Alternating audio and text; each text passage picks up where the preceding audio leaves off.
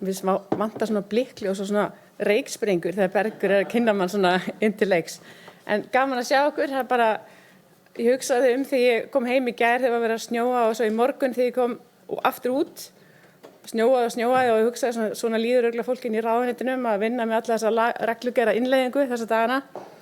En það ekki mitt verkefni, ég ætla að reyna að svara hérna í dag, eins og Bergur sagði, þá heiti ég Helga Kristín og ég lektor við Háskólann í Reykjavík, kenni þar við lagadeild. Ég líka svo gæti öllu gagnsæi stjórnarmaður í Kvikubanka og í Tryggingamiðstöðinni. Þannig ég svona kem að þessum málefnum beggja megin séð. Ég líka stunda rannsóknir á sviði stjórnarhátta, þó eins og Þröstur sagði, ungt svið eins og ég. Nei. Og kláraði þessa doktorsritgerð mína þar sem ég kannaði einmitt hluthafa lýðræði eða hedge fund activism sem var bóla hjá honum Þresti og var líka bóla hjá mér í svona 5 árum en ég kláraði þetta. En ég kannaði þar aðkomu vogunarsjóða þegar þeir keyptu minni hlut í skráðum félögum og með hvaða hætti þeir gátu nýtt sér hluthafaréttindi til að hafa áhrif á stjórn félaga. Í dag ætla ég að kafa augabragði ofan í eina stærstu spurningu félagaréttar. Ég veit ekki hvort ég valdi þetta efni eða hvernig mér datt þetta í hug, en hver á aðkoma hluthafa að málefnum hlutafélaga að vera? Þetta spurning sem getur auðveldlega fyllt heitt námskeið eða jafnvel heila námslínu, en ég ætla að reyna svona næstu 10-15 mínútum. Ég skrifaði niður það sem ég ætla að segja, svo ég verði ekki hérna í klukkutíma. Ég ætla að byrja að fjalla bara réttar umhverfið og hluthafaréttindin í heild sinni, og svo skoðum við aðeins hvernig hluthafar geta haft áhrif á málefni hlutafélaga. Ég ætla að fara aðeins yfir hvernig stefnumótun löggjafans hefur breyst í kjölfar stórra efnahagsatburða. En kreppur og efnahagsáföll og það þegar sem að tala í íslensku hlutafar og stjórnaraðilega skýta upp á bak hefur valdið því að áhrif hluthafa hafa aukist í löggjöfinni. Við ætlum að skoða aðeins kenningar á bak við þessari þróun og mótun hugmyndafræðinnar, allt frá hluthafakenningunni, þar sem Milton Friedman sagði að hagnaður hluthafa skipti mestu máli, þangað til að Friedman kom og sagði að sjálfbærni og samfélagslega áhrif hlutafélaga skiptu jafnvel ennþá meira máli. Við ætlum að skoða líka hvernig þessi þróun birtist okkur í dag, ábendingar Seðlabankans virkt hluthafalýðræði og ábendingar til lífeyrissjóða hvernig þeir ættu að haga sér sem hluthafar og þeir ættu að nýta stöðu sína sem hluthafa á virkan og uppbyggilegan hátt. Það að draga þetta síðan saman, reyna að svara þessari spurningu en byrjum bara byrjuninni á þessari lagaramma. Umboðskenningarnar taka mið af því að hluthafar hafi takmörkuð áhrif á daglegan rekstur fyrirtækja. Þessi stjórnendur fara með stjórnmála sem hluthafar hefur ekki beina aðkomu að. Þetta veldur oft þessum svokallaða umboðsvanda. Hagsmunir hluthafa fara nefnilega ekki endilega alltaf saman við hagsmuni stjórnenda. Og til að takmarka þennan vanda þá hefur valdaskipting verið fest í lög og reglur stjórnarætti hafa verið settar til að draga úr þessum blessuðu hagsmunaárekstrum. Takmörkuð áhrif hluthafa sem er eina grunnstoðum hlutafélagalaga felur í sér að hluthafar bera, eins og við vitum, ekki ábyrgð umfram hlutafjárframlag. Þetta gefur þess að hluthöfum kleift að leggja fram fjármagn án þess að þurfa einhvern veginn að taka þátt í daglegum rekstri hlutafélaga. Hins vegar hefur þetta leitt til þess að spurningin hvort aukin réttindi hluthafa sem fela náttúrulega í sig meira vald þurfa einnig að fylgja aukin ábyrgð. Samkvæmt íslenskri hluthafalöggjöf eru hluthafafundir lykilatriði í áhrifum hluthafa. Þar taka hluthafar stærstu ákvörðunina þeir kjósa stjórnarmenn, leggja fram tillögur og kjósa daglega stefnumótun félagsins. Þó er sjálfstæði stjórnar tryggt með lögum sem kveður á að stjórn vinni óháð hluthöfum til að gæta heildarhagsmunum félagsins og nýlega allra haghafa. Reglur jafnræði hluthafa eru mikilvægar og kveða á það að allir hluthafar hafi jafnan rétt til upplýsinga, óháð stærð hvers hlutar. Reglur sem móta þessa valddreifingu innan hlutafélaga hafa þó ekki alltaf verið eins. Upphaflega var þessi hugmyndafræði frekar einföld, að tryggja bara að eigendur gætu fjárfest og fara svo heim og gert eitthvað annað. Hins vegar hafa breyttar áherslur og löggjöf saman mótað valdahlutföll og aðkomu hluthafa að málefnum fyrirtækja og ætlum að skoða þessa þróun nánar og hvernig þetta hlutverk við þróast í tímans rás. smá skólabekkur. Hluthafaréttindi kveða á það hvenær og hvernig hluthafar geta haft áhrif á starfsemi hlutafélaga og setja þannig ramma þau áhrif sem hluthafar geta haft. Lög hlutafélag á Íslandi skýra hvaða möguleika hluthafar hafa til að hafa áhrif á rekstur og stefnur félaga sem þau fjárfesta í. Umræða hluthafavirknina gengur hins vegar dálítið lengra og hún snýr að því hvernig hluthafar og með hvaða hætti hluthafar eiga að nýta þessi réttindi. Hluthafavirkni, eins og Þröstur fór yfir áðan, getur verið bæði formleg og óformleg og snýr að því hvernig hluthafar, sérstaklega þeir sem eiga stóran hlut, taka þátt í ákvörðun sem hafa áhrif á rekstur og stefnu félagsins.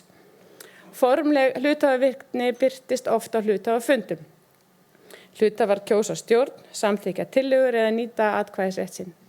Við sáum þetta oft á hluthafafundum á Íslandi þegar verið að leggja til svo nýverið stofnun tilnefningarnefnda, hluthafar kjósa starfskjara stefnu félags eða leggja til að það sé skipt út stjórnarmönnum. Óformleg hluthafavirkni getur falið í sér óformleg samskipti við stjórnendur eða stjórnir og þar þrýsta stjórnendur á breytingar málefni hlutafélagsins utan hluthafafunda. Dæmi þetta eru til dæmis blaðaskrif stöðu eða rekstur hlutafélaga. Jón Sigurðsson í Stoðum hefur oft skrifað svokallað Jónsbréf þar sem hann kemur með ábendingur það hvernig rekstur hlutafélaga með betur farið, sæll og blessaður. Og svo til dæmis munum við eftir deilunum Marel, þar sem það var mjög opinská barátta í fjölmiðlum það hvort og með hvað hætti ætti að samþykkja eða ekki yfirtöku tilboð í Marel. Ég ætla ekki að fara yfir það, en það efni í annað erindi sem ég tek kannski síðar, en höldum okkur aðeins við formulega hlutan. Lagaþróun hefur raun og verið beitt formlegri hluthafaverkni í ákveðin farveg sem gaman að tæpa á, mér finnst það. Hérna eru eflaust nokkrir fundagestir sem telja sjálfsagt að hluthafar komi að og séu virkir þátttakendur í stjórnum félaga sem þeir fjárfesta í. Þetta hefur samt ekki alltaf verið þannig. Áður byggðust hugmyndir að baki hlutafélögum á því að aðskilja hlutafélög frá eigendum sínum og tryggja hluthöfum takmarkaða ábyrgð. Þau lögðu til fjármagn en tóku ekki þátt í daglegri starfsemi eins og ég sagði áðan. Þetta var vel í takt við viðhorf þess tíma, en eins og má sjá í greininni í tímaritinu Nýja öldin árið 1898 kom fram: Hluthafar eiga helst sem allra minnst að hafa með félagsmál að gera annað en að velja stjórnina. Stjórnin á að hafa öll ráð og framkvæmd á hendi og til þess fjölmennur hluthafafundur alveg óhæfur.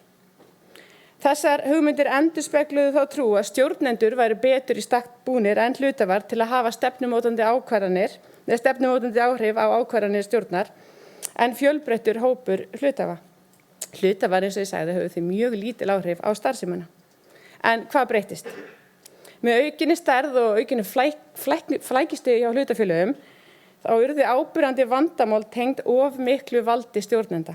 Ytri aðstæður við upphaf kreppunnar 1929 urðu olíu- og eldgagnrýnisradda ofríki stjórna á kostnað hluthafa. Stuttu síðar, eða kringum 1930, var gefin út markveð bók þeirra félaga Börnlamíns stjórnir og stjórnarhætti.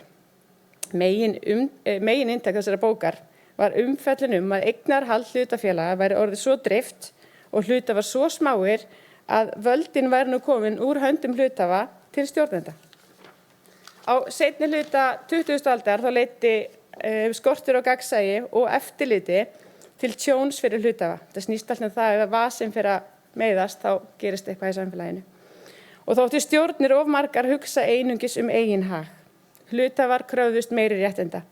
Af umfjöllun með innlendum fjölmiðlum má sjá að þessi umræða rataði hingað til lands, eins og má sjá úr þessari tilvitnun í Morgunblaðið 1965 sem sérstaklega góð fræðileg heimild en ákveðin spegill á þá umræðu sem gangi var í samfélaginu.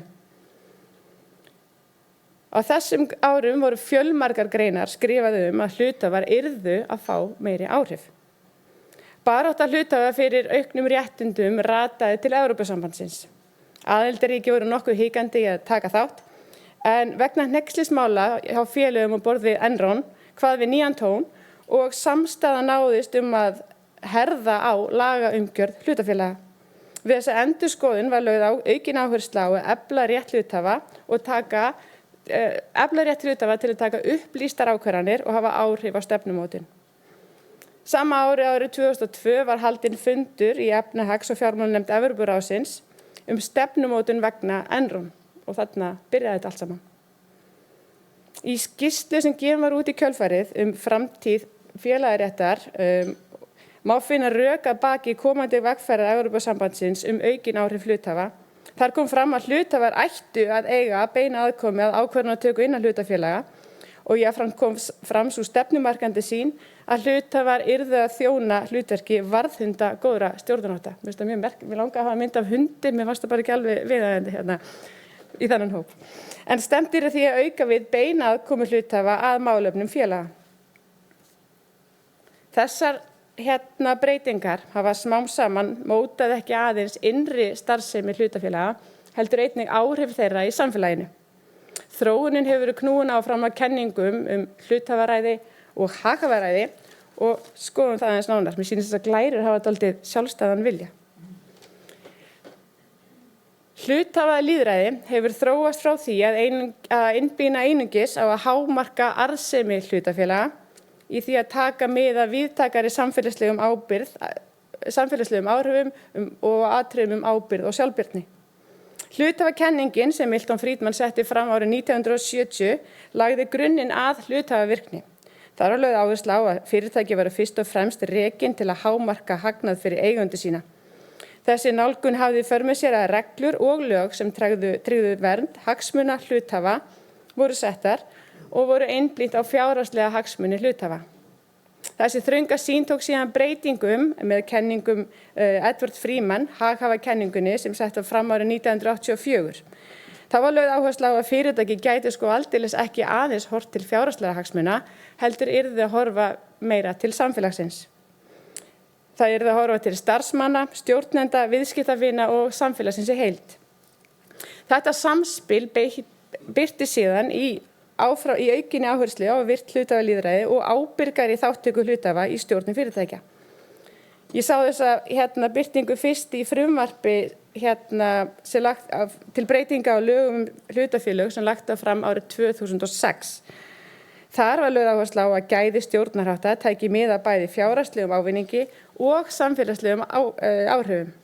En eins og segir í greinargerð frumvarpsins, hluthafar eru eigendur hlutafélaga og ágæti stjórnarháttafélagana hlýtur þegar upp staðið að vera metið af því hve miklum verðmætum fyrirtækin skila þessum eigandi sínum, þannig að haghafakenninguna, en svo bætt við, en jafnframt verður að líta til annarra haghafa. Þessi samþætting stjórnarmiða markaði tímamót á Íslandi í útfærslu á hlutverki fyrirtækja sem ábyrgara aðila í samfélaginu.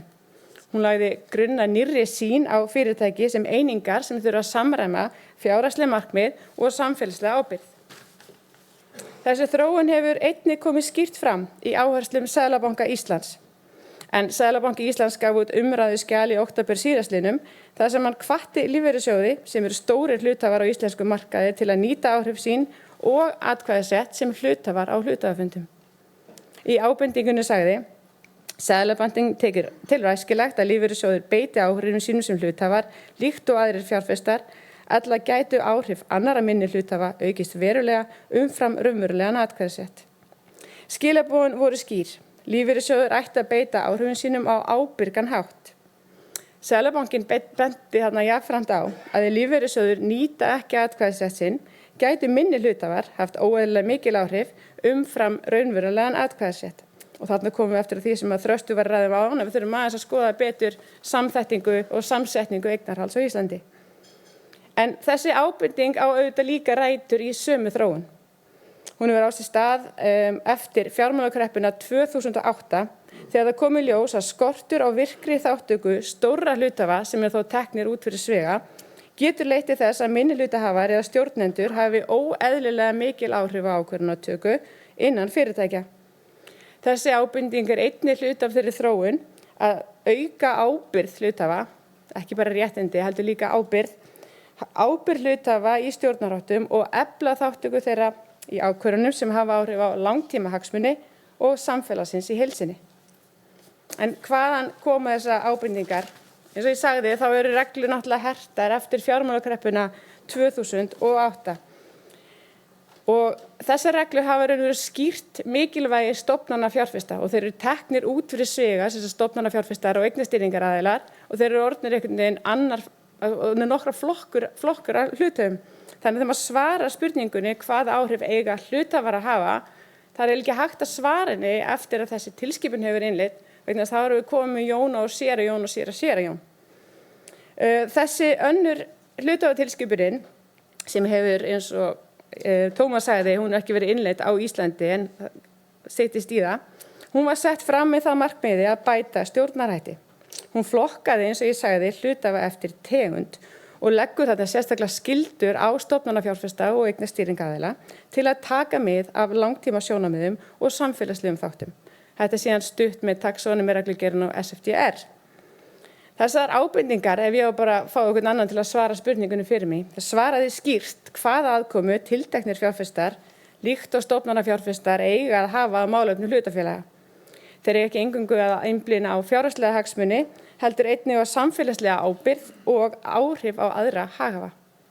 Þetta er í samræmi við íslensk lög um hlutafélög nr. 295 og reglur um stjórnarhætti sem tryggja þarna tiltekna valdskiptingu innan hlutafélaga. Þannig, segja lögin, verður hluthafavirkni til bóta þar sem hluthafa tryggja langtíma verðmæti fyrir alla hagsmunaaðila og koma í veg fyrir ójafnvægi og stuðla að heilbrigðum stjórnarháttum. En svo PS-ið hana, á sama tíma er ljóst að almennir hluthafar hafa rýmra frelsi til eigin ákvarðana aðkomu sína að málefnum hlutafélaga þar sem við njóta minni kvaða hvernig þeir beita sér. Þannig við sjáum væntanlega fram á áframhaldandi samþættingu haghafakenningar og hluthafakenningarinnar það hvernig hluthafar muni beita sér í hlutafélögum. En ég skil þessa glæru bara eftir, reyna að svara svo einnig stuttu spurningu ásamt því að koma með nokkra samanburð á skildum stofnanafjárfesta og svo frelsi almennafjárfesta. En ég bara þakka fyrir mig. Takk fyrir.